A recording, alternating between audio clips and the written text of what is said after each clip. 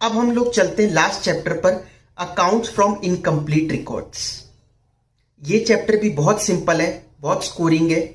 बस आपको ट्रिक समझनी है क्वेश्चन में कि क्या ट्रिक लग रही है।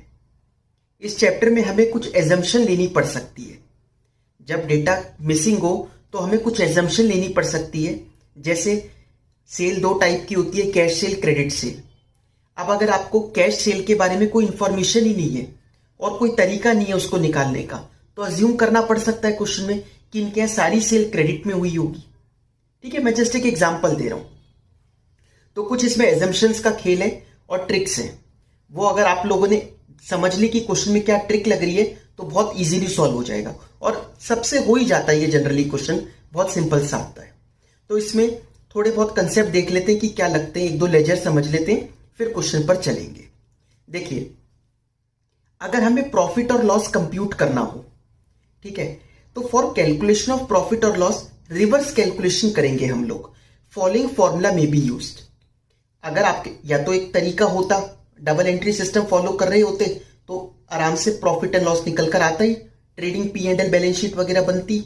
लेकिन इनके पास पूरा डेटा नहीं है, तो हमारे को एक एस्टीमेट निकालना पड़ रहा है प्रॉफिट लॉस का। हम कह रहे हैं चलो ठीक है, आपको प्रॉफिट लॉस निकालना है तो एक बात बताओ, आपकी एंड में कैपिटल कितनी है, आपने शुरू में कितनी लगाई थी, क्या साल भर में कुछ निकाला, आपने ड्राइंग करी, घर लेके गए, क्या आप घर से कुछ पैसा लेके आए, ये वगैरह वगैरह मोटा मोटा दो चार चीजें हम उससे पूछकर उसका प्रॉफिट या लॉस कंप्यूट कर रहे हैं। समझ में आ गया? तो हम क्या कर रहे हैं, रिवर्स कैलकुलेशन। क्लोजिंग कैपिटल आपके पास है कि साल के एंड में इतनी कैपिटल उसके पास है हाथ में।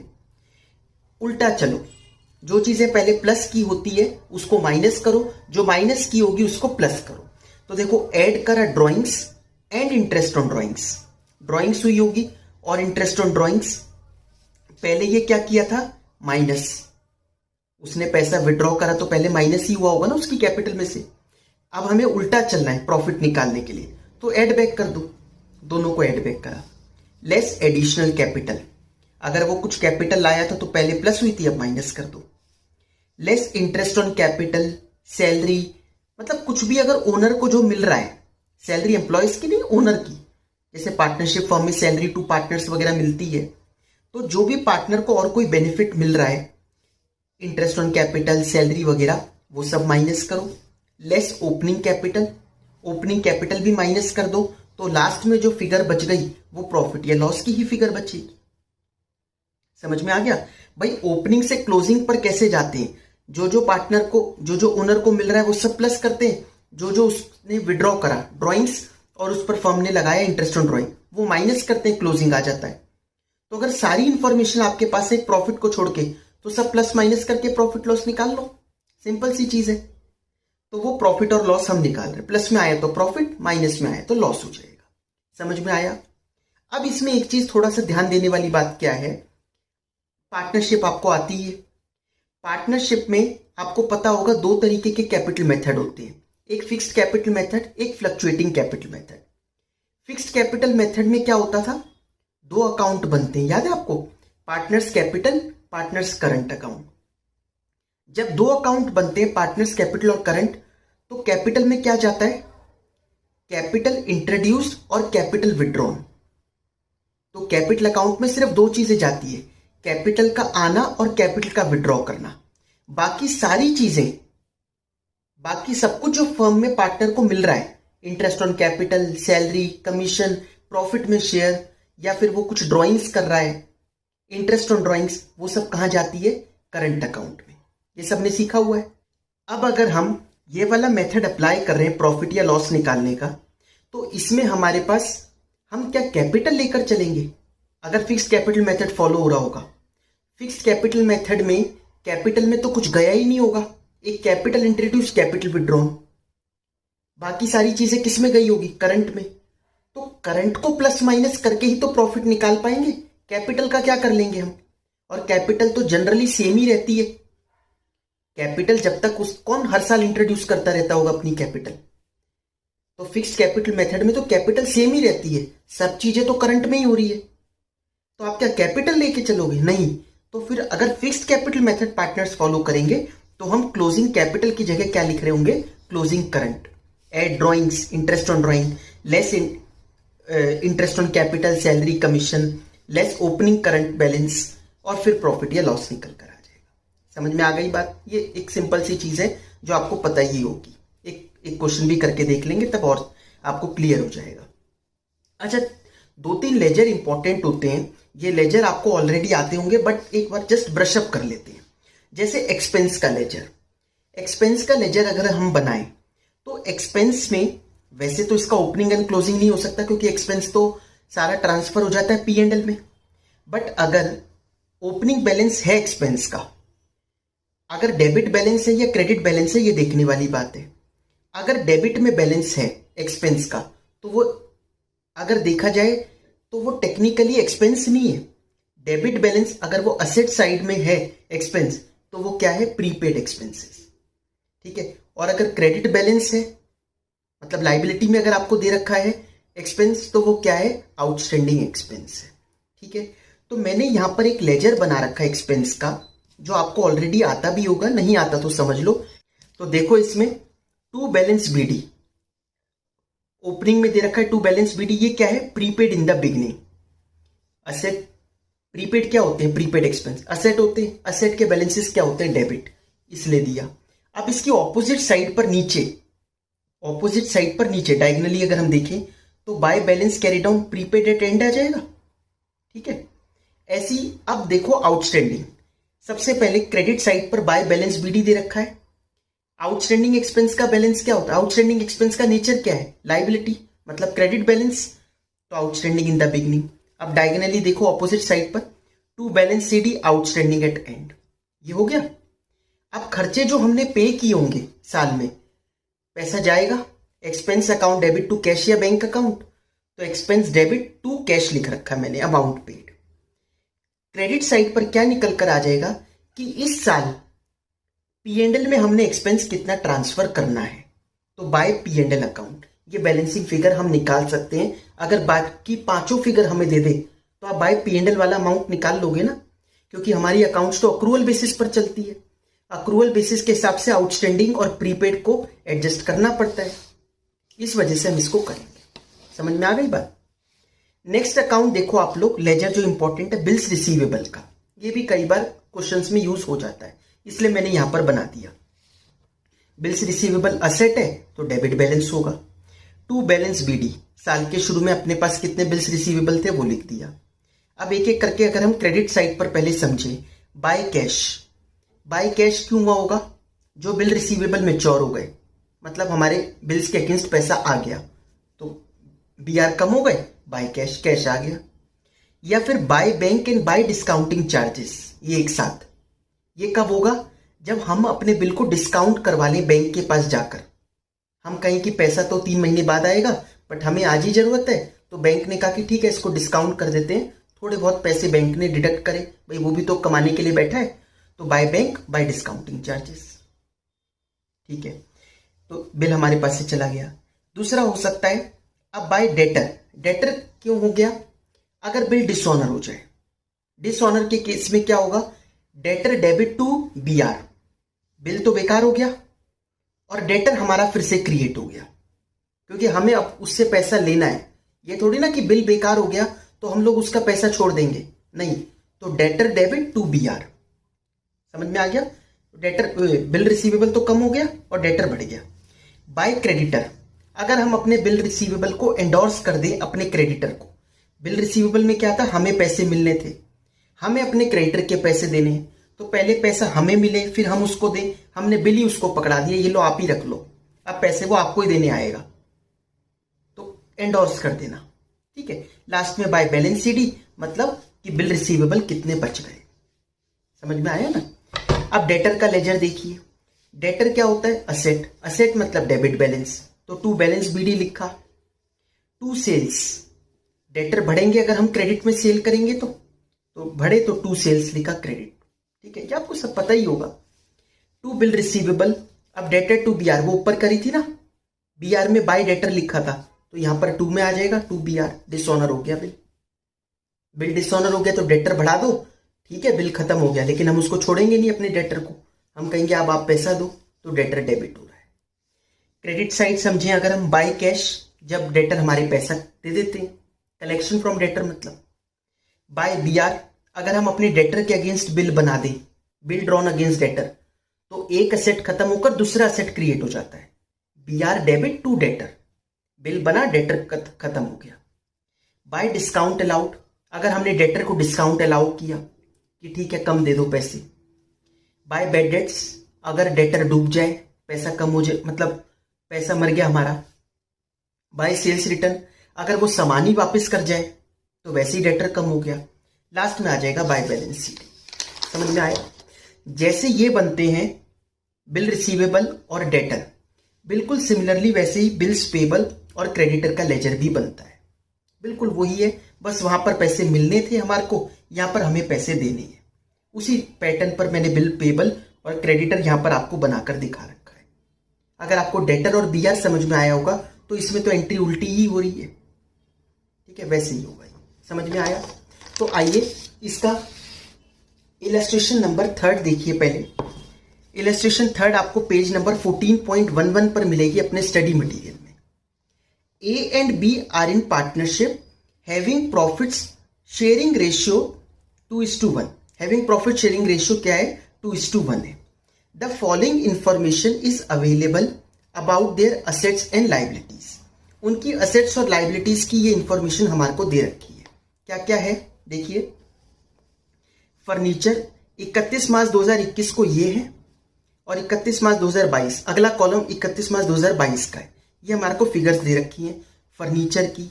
एडवांसेस ये भी असेट है, क्रेडिटर ये लाइबिलिटी है, डेटर असेट है, inventory asset, loan again liability, cash at bank ये असेट हो गया। देखो मैंने आप लोगों को फॉर्मूला बताया था, ठीक है, या फिर एक काम करते हैं पहले क्वेश्चन पूरा पढ़ लेते फिर चलते हैं। The partners are entitled to salary at the rate of 2000 per month. Partners को सैलरी मिलेगी 2000 रुपये महीना की। दे कंट्रीब्यूटेड प्रोपोर्शनेट कैपिटल, और उनकी कैपिटल जो है वो प्रोपोर्शनेट है उनकी रेशियो से। जैसे ए और बी जो पार्टनर्स हैं उनकी 2:1 वो है रेशियो, तो कैपिटल भी इसी रेशियो में है, ठीक है। Their capitals are in proportion to their ratio.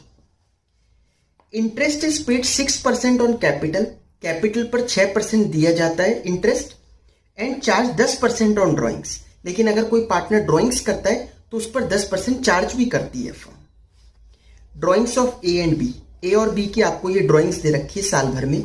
30 अप्रैल, 31 मई, 30 जून, 30 सितंबर, 31 दिसंबर, 28 फरवरी। अब दिसंबर के बाद फरवरी आ रहा है, पता चल रहा है ये लोग फाइनेंशियल ईयर फॉलो कर रहे हैं अप्रैल से लेकर मार्च तक का, ठीक है। ऑन 30 जून, 30 जून को दे टुक सी एज 1/3 पार्टनर। उन्होंने सी को पार्टनर लिया फर्म में, 1/3 शेयर दिया उसको। Who contributed 75,000। उसने कितना कंट्रीब्यूट करा? 75,000, ठीक है। C is entitled to share of 9 months profit. C को 9 महीने का प्रॉफिट मिलेगा। क्यों? वो 30 जून को आ रहा है, तो अप्रैल मई जून तो निकल चुका, तो जून से लेकर 31 मार्च 9 महीने होते हैं, उसको 9 महीने का प्रॉफिट मिल जाएगा।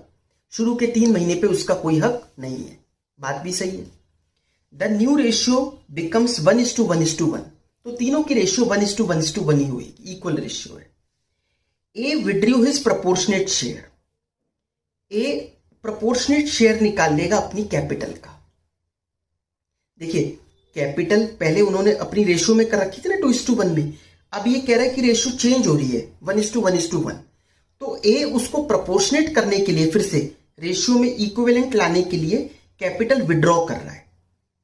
He is not doing drawings, he is withdrawing the capital. Capital withdrawn और ड्रॉइंग्स में फर्क होता है, आप लोग 12th से पढ़ते हुए आ रहे हो। कैपिटल विड्रॉन कहां जाता है? कैपिटल अकाउंट में, और ड्रॉइंग्स कहां जाता है? करंट अकाउंट में। समझ में आया? तो C is entitled to 9 months profit, the new ratio becomes 1:1:1। A withdrew his proportionate share. A proportionate share को विड्रॉ कर लेता है, तो अपनी कैपिटल विड्रॉ कर लेगा। Depreciate furniture at the rate of 10% per annum. हमें 10% पर एनम फर्नीचर डेप्रीशिएट करना है। New purchases 10,000 may be depreciated for 1/4 of a year. और जो कुछ नई परचेजेस हुई हैं 10,000 की, उसको हमें सिर्फ 1/4 ऑफ अ ईयर पर डेप्रिशिएट करना है, मतलब पूरे साल का नहीं लगाना, 1/4 ईयर का लगाना है। ठीक है। Current account as on 31 March 2021, current account का बैलेंस दे दिया।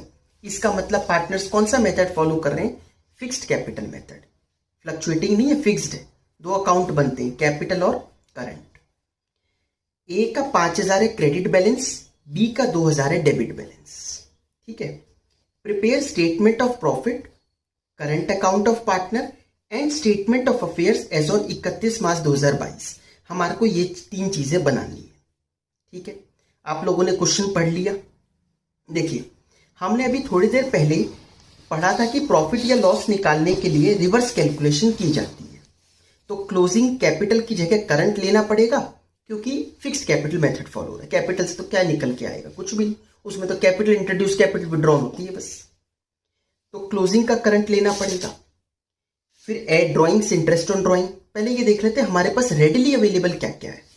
अब एड ड्रॉइंग्स करना होता है। ड्रॉइंग्स तो क्वेश्चन से ऐसे ही मिल जाएगी, ए और बी की ड्रॉइंग्स दे रखी है। एंड इंटरेस्ट ऑन ड्रॉइंग भी ऐड करना पड़ता है, तो इसमें थोड़ा काम करना पड़ेगा।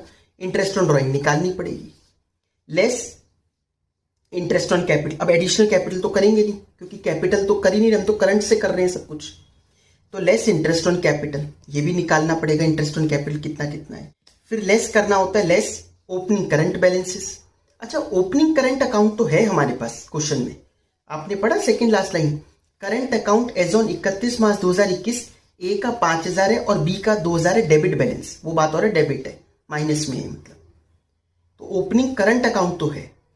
तो हमारे पास 1-2 चीजें ऊपर अवेलेबल नहीं है। क्लोजिंग का करंट अवेलेबल नहीं है। इंटरेस्ट ऑन ड्रॉइंग में थोड़ा टाइम लगेगा, निकालेंगे। इंटरेस्ट ऑन कैपिटल निकालेंगे। ये सब करने के बाद पहले ऊपर की चीजें तो हो जाए, तब हमारा प्रॉफिट या लॉस निकल कर आ जाएगा। समझ में आ गया? बट देखिए, कोई बड़ी चीज नहीं है। आपको पता है बैलेंस शीट में एक तरफ असेट्स आती हैं, दूसरी तरफ लायबिलिटी और कैपिटल आती है। कैपिटल में अब पार्टनरशिप में तो करंट भी आती है। ठीक है, कैपिटल एंड करंट मेरा मतलब कहने का। या तो ये होता, आपको सब कुछ परोस के दे देता, बट आपको इसने क्या किया, कुछ कुछ चीजें बता दी और कुछ कुछ मिसिंग है, तो हम कर लेंगे। जैसे, अच्छा एक चीज बताओ, अगर हम ओपनिंग की बात करें, पहले ओपनिंग के करंट बैलेंसेस तो हमारे पास अवेलेबल हैं। क्या हमें ओपनिंग की कैपिटल की जरूरत है? क्वेश्चन में है, क्योंकि इंटरेस्ट ऑन कैपिटल कैसे निकालेंगे वरना। तो ओपनिंग कैपिटल हमें पता होनी चाहिए। तो हम क्या करेंगे, ओपनिंग बैलेंस शीट बनाएंगे। अच्छा, बैलेंस शीट को हम क्या बोलते हैं? स्टेटमेंट ऑफ अफेयर्स, क्योंकि बैलेंस शीट तो टैली करती है हमेशा, but statement of affairs tally नहीं करेगी। हम बैलेंसिंग फिगर, हम तो जुगाड़ कर रहे हैं, बैलेंसिंग फिगर निकाल कर देख रहे हैं। समझ में आ रही है ना बात?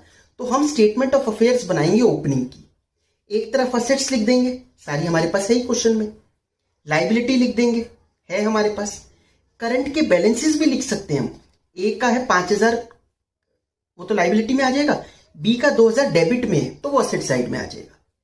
जो बैलेंसिंग फिगर बची, वो कैपिटल का बैलेंस आ जाएगा। असेट माइनस लायबिलिटी कैपिटल ही तो होता है, वो कैपिटल आ गया, जो भी बैलेंसिंग बचा। अब जो कैपिटल की वैल्यू निकल के आई, वो 2:1 में बांट दो, क्योंकि पार्टनर्स ने कहा था कि हम अपनी कैपिटल को प्रोपोर्शनेट रख रखा है रेशियो के। तो 2:1 में बांट दो, तो कैपिटल आपको ओपनिंग तो मिल गई। तो इस क्वेश्चन में जैसे ओपनिंग कैपिटल हमारी आ रही है,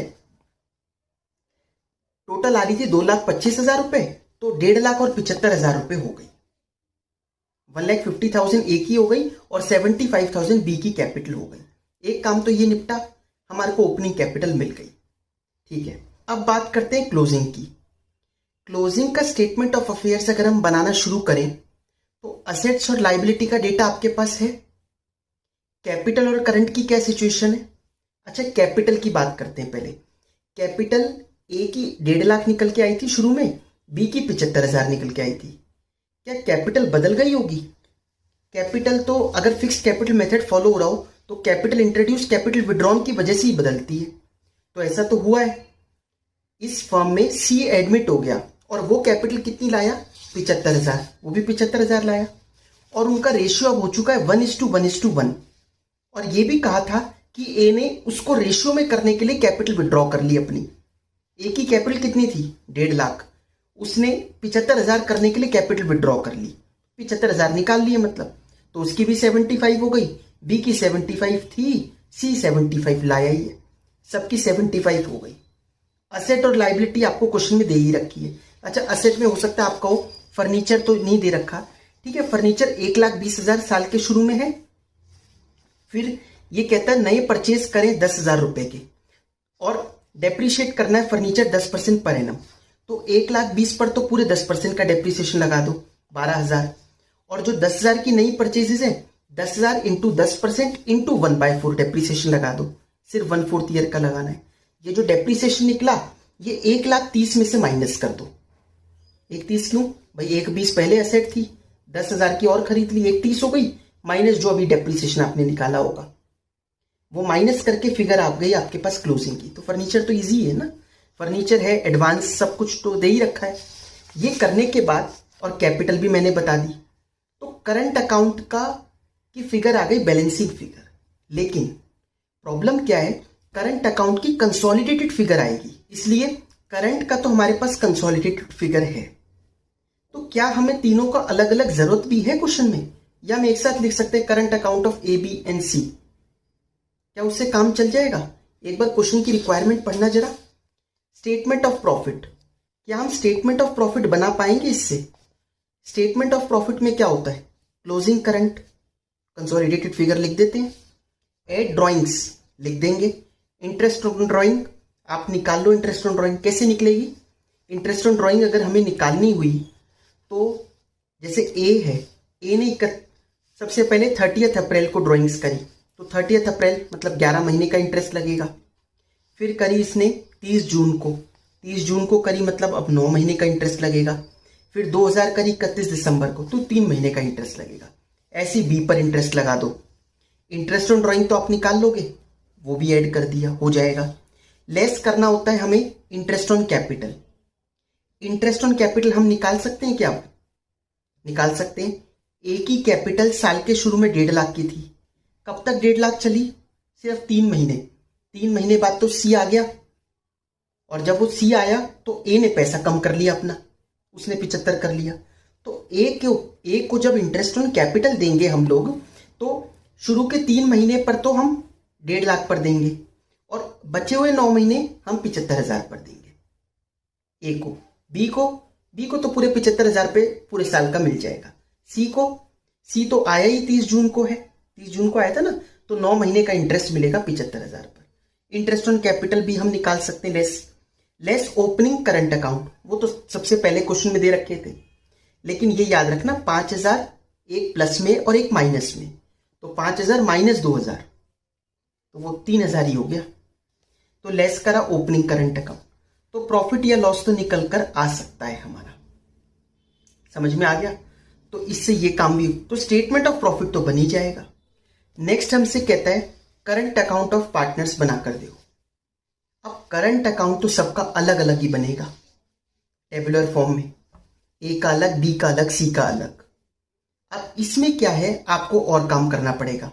जैसे सबसे पहले ओपनिंग करंट तो लिख दिया, ए और बी का तो अवेलेबल था, सी तो आया ही बीच में। आप इंटरेस्ट ऑन कैपिटल लिख सकते हो। सैलरी है क्वेश्चन में, कितनी है सैलरी दे रखी थी 2,000 रुपये पर मंथ, वो भी आप बाय में लिख दोगे, ठीक है। 2 ड्राइंग्स, 2 इंटरेस्ट ऑन ड्राइंग। लेकिन बाय प्रॉफिट भी तो बांटना है पार्टनर्स को, तो प्रॉफिट की जो फिगर हमने ली वो तो कंसोलिडेटेड फिगर ली है। समझ में आ रही है ना बात? ये जो फिगर आई है हमारी, ये तो कंसोलिडेटेड फिगर है। हमारे को तीनों में बाइफरकेट करना जरूरी है, कितना कितना है, तभी जाकर करंट अकाउंट का क्लोजिंग बैलेंस निकाल पाएंगे हम लोग, वरना तो करंट अकाउंट कंप्लीट ही नहीं होगा। तो ये जो प्रॉफिट निकल कर आया हमारा स्टेटमेंट ऑफ प्रॉफिट में से, अब इस प्रॉफिट को डिवाइड करते हैं ABC में। देखिए हमें ये पता है कि सी को तो सिर्फ 9 महीने का मिलेगा, तो इसको पहले हम 3 महीने का निकालते हैं। इस प्रॉफिट मल्टीप्लाई बाय 3/12, ये 3 महीने का प्रॉफिट है। इस 3 महीने के प्रॉफिट को ए और बी को बांट दो 2:1 में, ठीक है। अब जो बचा 9 महीने का प्रॉफिट, उस प्रॉफिट को तीनों में बांट दो ABC को 1:1 में। अब देख लो ए का टोटल कितना है, बी का टोटल कितना है, सी का तो बस एक ही फिगर होगी जो 9 महीने का उसको मिला है प्रॉफिट। ये प्रॉफिट की फिगर्स आ गई, ये हम करंट अकाउंट में बाय प्रॉफिट करके लिख देंगे। मिल गया। अब आपके पास करंट अकाउंट का क्लोजिंग बैलेंस आ जाएगा ABC का अलग अलग, और ये वैल्यू जो क्लोजिंग बैलेंसेस आएंगे ये वैल्यू एग्जैक्टली वही होगी तीनों को जब आप ऐड करोगे, जो हमारा भी स्टेटमेंट ऑफ अफेयर्स में से बैलेंसिंग फिगर निकल के आई थी ना, तीनों का जो कंसोलिडेटेड, बिल्कुल वही फिगर आ रही होगी। समझ में आया? ये भी हमारा बन जाएगा। समझ में आया? तो स्टेटमेंट ऑफ अफेयर्स में अब हम लोग तीनों की अलग अलग वैल्यू को लिख सकते हैं, कंसोलिडेटेड लिखने की जरूरत नहीं है, क्योंकि करंट अकाउंट तो बना ही लिया, वो वाली बात, वो तीनों चीजें हमने निकाल ही ली। आई होप आप लोगों को ये क्वेश्चन क्लियर हुआ होगा। आइए एक और नेक्स्ट इलस्ट्रेशन देखते हैं हम इसकी। आप आइए इलस्ट्रेशन नंबर 9 पर। Miss Rashmi furnishes you with the following information relating to her business. तो ए पार्ट में दे रखा है assets and liabilities as on 1 April 2021, 31 March 2022। ये सब फिगर्स दे रखी है। जैसे सबसे पहले लिखा है furniture return down value. Return down value मतलब डेप्रिसिएशन माइनस करने के बाद जो वैल्यू आई, 12,000 साल के शुरू में और 12,700 जिसमें ऑलरेडी डेप्रिसिएशन एडजस्टेड होगा। क्लोजिंग बैलेंस है ये। इन्वेंट्री एट कॉस्ट, इन्वेंट्री दे रखी है ओपनिंग क्लोजिंग। डेटर्स साल के शुरू में अवेलेबल है, साल के एंड में क्वेश्चन मार्क। क्रेडिटर्स दोनों गिवन है opening closing. Prepaid expenses, unpaid expenses, unpaid means outstanding expenses. Cash in hand and at bank ये दे रखा है। Receipts and payments during the year. Collection from debtors after allowing discount of 3,000 amounted to 1,17,000 रुपए। तो इस language में, इस line में आपके पास दो चीजें अवेलेबल हो गई। एक तो हमने डिस्काउंट अलाउ किया डेटर्स को 3,000 का, और डेटर से कलेक्शन हुई 1,17,000 की। कहां कहां जाती है ये चीजें? डिस्काउंट अलाउड एक तो डेटर में क्रेडिट साइड में जाएगा बाय डिस्काउंट अलाउड, क्योंकि हमारे डेटर कम हो रहे हैं। और अगर बात करें ट्रेडिंग P&L बैलेंस शीट की, तो ये P&L की आइटम है टू डिस्काउंट अलाउड, खर्चा है ना ये हमारा इनडायरेक्ट एक्सपेंस। ठीक है। कलेक्शन हुई 1,17,000 की डेटर से, तो डेटर कम हुए एक तो आपके, तो आप एक तो डेटर में बाय कैश लिख दोगे और कैश में टू डेटर्स लिख दोगे। सिंपल सी चीजें आपको पता ही है। ठीक है। वैसे आपके पास ओपनिंग एंड क्लोजिंग कैश के बैलेंसेस दे रखे हैं। ठीक है।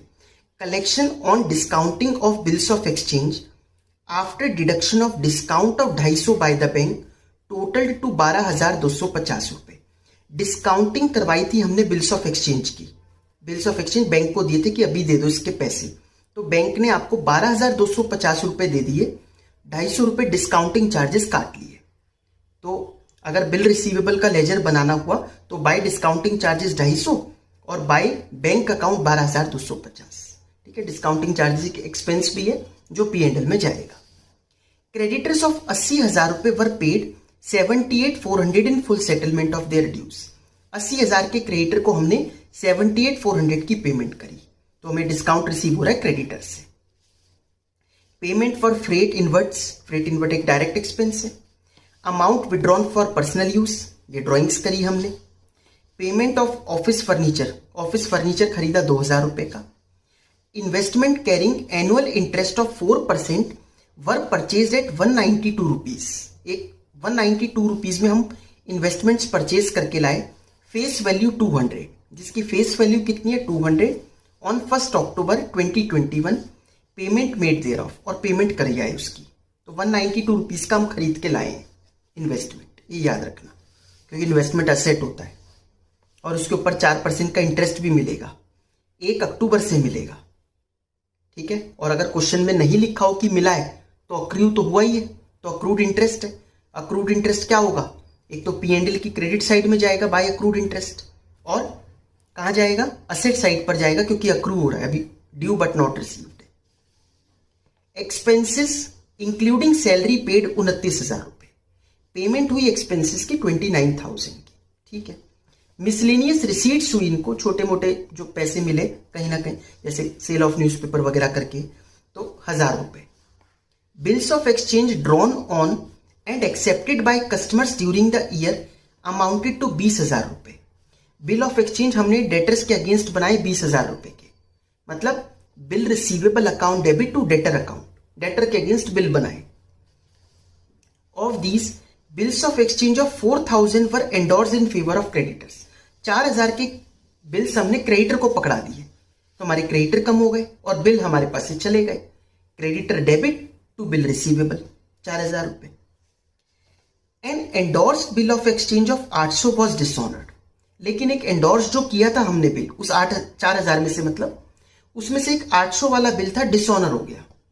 अब डिसऑनर हो गया तो क्रेडिटर तो हमें छोड़ेगा नहीं। क्रेडिटर कहेगा कि अब आप दो, ये क्या था, बिल तो में तो पैसे ही नहीं मिले, तो हमारी लायबिलिटी फिर जनरेट हो गई। हम क्या अपने डेटर को छोड़ देंगे? नहीं। तो एंट्री क्या बनी? डेटर डेबिट टू क्रेडिटर 800 रुपए से। ठीक है, debtor debit to creditor. Goods costing 1800 were used as advertising materials. Advertisement में काम आ गए गुड्स कितने के? 1800 रुपए के। ये आप लोग 11th में भी पढ़ते थे एंट्री, उसके बाद भी पढ़ी होगी कई बार। Advertisement account debit to purchases account. Goods कम हो गए, परचेजेस की वैल्यू कम करके एडवर्टीजमेंट में ट्रांसफर कर दो। तो एक तो परचेजेस में से माइनस कर देना, और ये जो एडवर्टीजमेंट हुआ है ये P&L में जाएगा।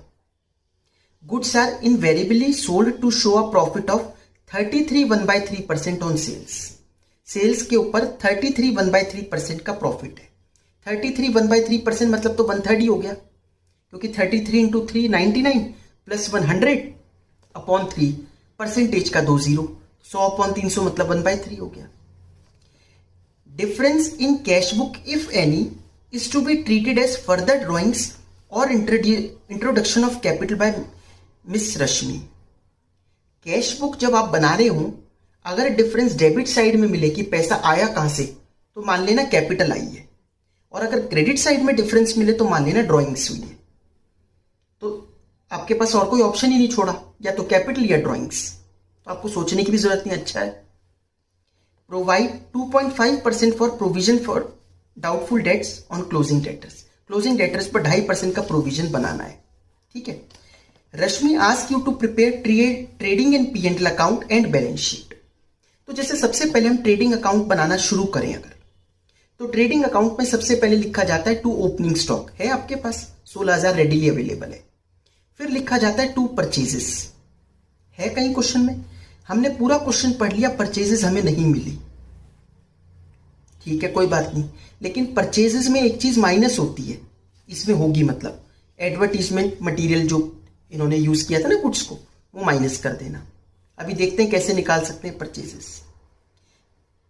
परचेजेस निकालने के लिए क्या आपके पास कैश परचेजेस कुछ है? परचेजेस के बारे में तो क्वेश्चन बिल्कुल ही साइलेंट है। तो क्रेडिटर अकाउंट के ऊपर चलते हैं, वही हेल्प करेगा हमारी। क्रेडिटर का ओपनिंग और क्लोजिंग बैलेंस दोनों अवेलेबल है। ठीक है। क्रेडिटर को हमने पेमेंट करी थी 78,400 की, और कुछ डिस्काउंट भी मिला था, वो भी अवेलेबल है। और क्या क्या है क्रेडिटर से रिलेटेड चीजें? हमने क्रेडिटर को एंडोर्स किया था अपना बिल 4,000 रुपए के, वो है। फिर वो क्रेडिटर ने मतलब वो एक बिल डिसऑनर हो गया था, तो फिर से क्रेडिटर बढ़ गए थे, डेटर डेबिट टू क्रेडिटर, वो चीज हो गई। और कुछ है क्रेडिटर से रिलेटेड? नहीं। ये सारी चीजें पुट कर दो, परचेजेस की बैलेंसिंग फिगर निकल के आ गई। समझ में आया ना? परचेजेस की बैलेंसिंग फिगर निकल के आ गई। ये मत कहना हो सकता है कैश परचेजेस होती, कैसे हो सकता है? क्वेश्चन ने कहा तो है कि कैश बुक का बैलेंसिंग फिगर या तो कैपिटल या ड्राइंग्स, और कुछ नहीं है, तो कैश परचेजेस तो नहीं है। ठीक है, यही ट्रिक्स है क्वेश्चन में जो हमें समझने की है। तो परचेजेस निकल के आया, वो यहां पर पुट कर दिया। क्रेडिट साइड में चलते हैं, बाय सेल्स।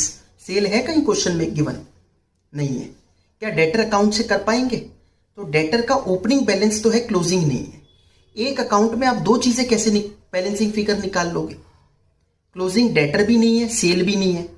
तो हम डेटर अकाउंट अगर बनाना शुरू कर भी दें तो हम वहां भी अटक जाएंगे। सेल तो हमें मिलने से रही, क्योंकि दो दो बैलेंसिंग फिगर कैसे निकालेंगे भाई? बाय क्लोजिंग स्टॉक तो है, क्लोजिंग स्टॉक तो 14,000 दे रखा है ना। फिर क्या करें? देखिए, आपको लिखा था गुड्स के ऊपर ग्रॉस प्रॉफिट 1/3 है सेल्स का। अब ये चीज आप लोगों को ऑलरेडी पता ही होगी कि cost of goods sold plus gross profit equal to net sales होता है ना। कॉस्ट ऑफ गुड्स सोल्ड का फॉर्मूला क्या होता है? Opening stock plus purchases plus direct expenses minus closing stock. ऐसे कॉस्ट ऑफ गुड्स सोल्ड निकलता ना, opening plus purchases plus direct expense minus closing stock. अच्छा, एक डायरेक्ट एक्सपेंस भी था फ्रेट इनवर्ड्स, वो ट्रेडिंग में लिख देना। ठीक है, तो इस सबको करके हम लोग क्या कहां पर पहुंच सकते हैं, कॉस्ट ऑफ गुड्स सोल्ड पर। तो कॉस्ट ऑफ गुड्स सोल्ड की वैल्यू तो आ गई, E plus gross profit. Gross profit को क्या हम 1/3 इंटू सेल्स लिख सकते हैं, इक्वल टू सेल्स। अब इधर उधर ले जाकर, वरना सेल्स को एक्स मान के जैसे आप करते होंगे, इधर उधर ले जाकर आप लोग सेल्स की वैल्यू निकाल सकते हो। आ गई सेल्स की value, gross profit. Trading account हमारा कंप्लीट हो गया। ठीक है, सेल्स आ गया, ग्रॉस प्रॉफिट आ गया। अब ग्रॉस प्रॉफिट को ट्रांसफर करा P&L में। इनडायरेक्ट इनकम्स, एक तो वो मिसलेनियस रिसीट्स थी, ठीक है, और एक इन्होंने इन्वेस्टमेंट करी थी उसके ऊपर अक्रूड इंटरेस्ट। ठीक है, क्रेडिटर से हमें डिस्काउंट रिसीव हुआ था वो। ऐसे ही आप सारे खर्चे लिख लो।